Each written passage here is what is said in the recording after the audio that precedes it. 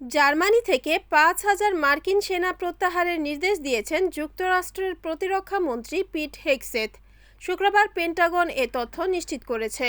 Iran যুদ্ধকে কেন্দ্র করে মার্কিন প্রেসিডেন্ট ডোনাল্ড ট্রাম্পের সঙ্গে ইউরোপের দেশগুলোর ক্রমবর্ধমান দূরত্বের মধ্যেই ন্যাটো মিত্র জার্মানির বিরুদ্ধে এই পদক্ষেপ নিল ওয়াশিংটন। কয়েকদিন আগে জার্মানির চ্যান্সেলর ফ্রিডরিখ মের্সের সঙ্গে তিক্ত বাক্য বিনিময়ের পর দেশটি থেকে সেনা সরিয়ে আনার হুমকি দিয়েছিলেন ট্রাম্প। ২ মাস ধরে চলা ইরান যুদ্ধ বন্ধে শান্তি আলোচনায় ইরান সরকার যুক্তরাষ্ট্রকে অপমান করেছে বলে অভিযোগ তুলেছিলেন জার্মান চ্যান্সেলর। মূলত এর জেরেই ট্রাম্প এই পদক্ষেপ নিলেন বলে ধারণা করা হচ্ছে।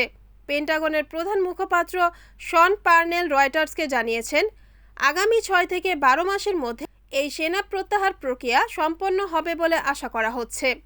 Desk report, NAN TV.